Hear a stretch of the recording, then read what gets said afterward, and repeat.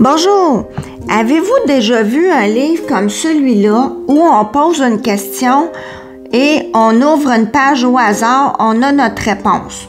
Bon, vous allez me dire, c'est pas sérieux, là, c'est pas comme un tirage de cartes. Cependant, je vous dirais que d'une part, on peut pas toujours déprimer avec l'actualité. Il faut aussi se divertir.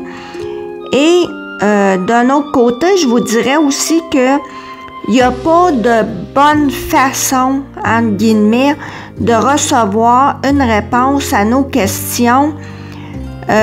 C'est pas, ça peut être n'importe où, là, nos réponses. La façon que l'univers les envoie, ça peut être dans une chanson, ça peut être sur un panneau sur la route, ça peut être n'importe où. Il faut toujours être à l'affût. Et là, aussi, c'est pas, je vais dire comme on dit, c'est pas pour des questions à 100 piastres, là, c'est pas des questions existentielles. Ça peut être, par exemple, est-ce que je vais aimer mon prochain emploi? Est-ce que je vais passer une belle fin de semaine, un bon week-end ou une bonne semaine, tout dépendamment à quel moment vous allez écouter cette vidéo-là. Donc, on s'amuse. Prenez une feuille de papier. Vous n'êtes pas obligé de choisir un des trois. Vous pouvez avoir 3 questions. Prenez-vous un bout de papier. Écrivez-vous 3 questions.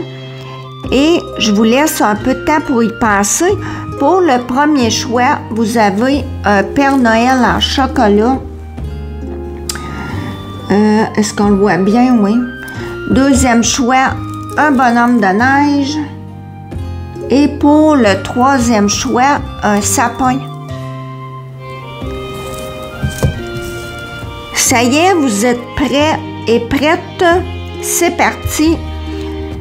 Pour votre première question, si vous avez choisi le Père Noël, on va y aller avec un petit peu plus vers la fin. On vous dit, je suis pessimiste sur ce sujet. Bon, comme on dit, meilleure chance la prochaine fois. Si vous avez choisi le bonhomme, on va y aller un peu plus dans le milieu. Moi, j'aime ça marcher à contre-courant. On ne fait pas les choses dans l'ordre. Alors, on vous dit, oui, mais tu devras redoubler d'efforts. Et enfin, si vous avez choisi le sapin ou que c'est tout simplement votre troisième question, on y va avec le début du livre.